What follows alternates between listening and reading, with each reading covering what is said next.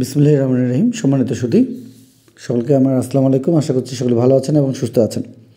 আমরা আজ উপস্থিত হয়েছি আপনাদের ছোট সোনামণি যারা আমাদের চতুর্থ শ্রেণীতে পড়াশোনা করছে তাদের জন্য আমাদের আজকের যে আলোচনা সেটি হলো আমাদের থার্ড টার্মিনাল এক্সামিনেশন 2024 আমাদের তৃতীয় প্রান্তিকের মূল্যায়ন চতুর্থ শ্রেণীর ইংরেজি বিষয় থেকে আমরা আজকে দুটি সেট দেখে দেওয়ার চেষ্টা করব। তো প্রথমে যে বিষয়টি দেখতে পাচ্ছেন সেটি হলো আমাদের সেট এ। এখানে আমরা প্রশ্নের ধরন আমরা এখানে একটি টেক্সট পেয়েছি, সেটি হলো বা একটি প্যাসেজ পেয়েছি। সেখান থেকে আমাদের শিক্ষার্থীদের বা পরীক্ষার্থীদের যেটি আনসার করতে হবে সেটি হলো 1, 2, 3, 4 একটি প্যাসেজ থেকে আপনারা সেটি সুন্দরভাবে দেখতে পাচ্ছেন এবং আপনারা চাইলে সেটিকে স্ক্রিনশট দিয়ে সুন্দরভাবে দেখে নেবেন।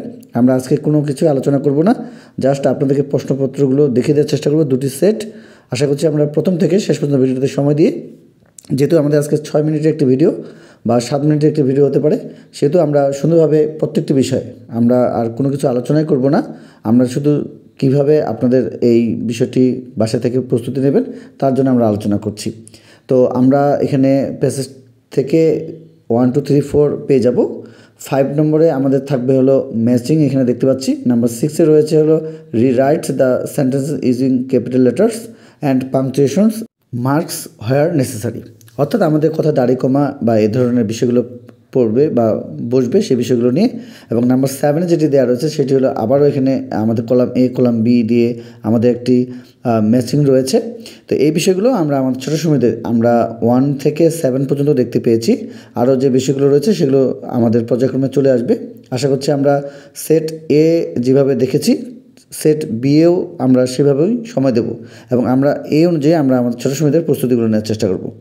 তো আমরা 1, 2, 3, 4, 5, 6, 7 পর্যন্ত পেয়েছি। এইটাই আমাদের দেওয়া রয়েছে write the question words from the box to complete the questions sentences. আচ্ছা, তো আমরা এখানে কিছু বিষয় পেয়েছি, সেগুলো হলো যে কিছু ওয়ার্ড দেওয়া রয়েছে আমাদের বক্সের মধ্যে, সেখান থেকে আমাদের এখানে ABCD পর্যন্ত কিছু বিষয় দেওয়া রয়েছে, সেগুলো আমরা এখানে সুন্দরভাবে বসিয়ে দেওয়ার চেষ্টা করব। অর্থাৎ টাইমের এখানে কিছু বিষয় দেওয়া রয়েছে সেন্টেন্সের মধ্যে, যেগুলোকে আমরা প্রশ্ন হিসেবে আমরা জানি যে WH কোশ্চেন, সে ধরনের একটি বিষয় আমরা এখানে দেখতে পাচ্ছি।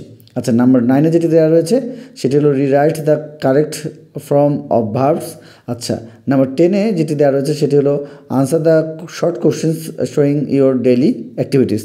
আচ্ছা, 11-এ যেটি দেওয়া রয়েছে সেটি হলো একটি আমরা এখানে লেটার দেখতে পাচ্ছি, সেটি হলো যে now write a letter to her about an elephant.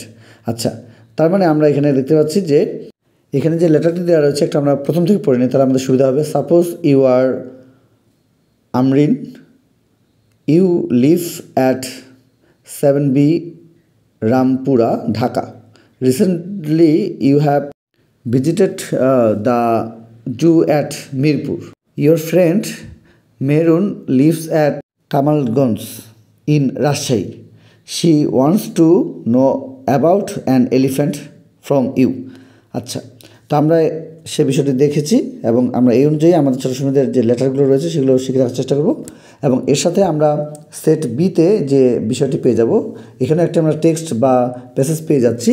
সেখান থেকে আমাদের ছোটো সময়দের এর আগে আমরা একটি প্যাসেজ দেখেছি, এখানে আরেকটি প্যাসেজ রয়েছে। সেই প্যাসেজগুলো থেকে আমাদের যে কাজটি করতে হচ্ছে যে 1, 2, 3, 4 পর্যন্ত আমাদের এই টেক্সট বা প্যাসেজগুলো থেকে বইয়ের ভেতর থেকে এই টেক্সটগুলো দেওয়া হবে এবং সেখান থেকে আমাদের 1, 2, 3, 4 পর্যন্ত তাদেরকে আনসারগুলো করতে হবে। এবং আমাদের আনসারগুলো কী কী করতে হবে আপনারা দেখতেই পাচ্ছেন যে আমাদের কী কী এখানে দেওয়া রয়েছে। এবং এই অনুযায়ী আমরা এর আগেও প্রচুর ভিডিও দেওয়ার চেষ্টা করেছি, প্রস্তুতিগুলো নেওয়ার চেষ্টা করেছি, সেই অনুযায়ী প্রস্তুতিগুলো নেওয়ার চেষ্টা করব। তবে আমাদের এই ধরনের যে নমুনা সেট এ সেট বি এই ধরনের প্রশ্নগুলো আমরা দেখে আমাদের ছোটো সময় বাসা থেকে, যেহেতু আমাদের পরীক্ষা আগামীকাল অনেকগুলোতে রয়েছে, যেহেতু আমরা জানি যে আমাদের বিভিন্ন শিক্ষা প্রতিষ্ঠানগুলোতে আগামীকাল থেকে পরীক্ষা, তো সে কারণে আমরা বিভিন্ন জায়গা থেকে এগুলো যেহেতু আমাদের সেট এ এবং সেট বি থেকে আমাদের নমুনা প্রশ্ন অলরেডি দেওয়া হয়েছে, এই অনুযায়ী আমাদের ছোটো সময়দের প্রস্তুতিগুলো নেওয়ার চেষ্টা করব। তো আমরা 1, 2 সেখানে পেয়েছি এবং সেট বি থেকে এখন আমরা দেখতে পাচ্ছি 3, 4, 5, 6, 7 আমরা যেভাবে এর আগে আলোচনা করেছি ঠিক সেরকমই বিষয়গুলো রয়েছে।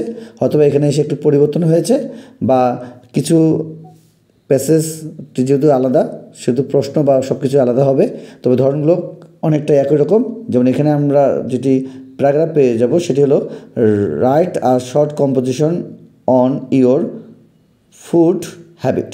আচ্ছা, এর আগে ছিল ডেইলি রুটিন, এখানে ইয়োর ফুড হ্যাবিট রয়েছে এবং কলাম এ কলাম বি রয়েছে এবং নাম্বার 6 যেটি রয়েছে সেটি এখানে আমরা দেখতে পাচ্ছি যে আমাদের ওই পাংচুয়েশন বা ক্যাপিটাল লেটার বা স্মল লেটার হওয়ার নেসেসারি এই বিষয়গুলো, এবং এখানে 7 ম্যাচিং রয়েছে। তো এই বিষয়গুলো আমরা আমাদের ছোটো সময়দের বাসা থেকে সুন্দরভাবে এখন থেকে প্রস্তুতিগুলো নেওয়ার চেষ্টা করব, যেহেতু আমাদের অল্প সময় আছে।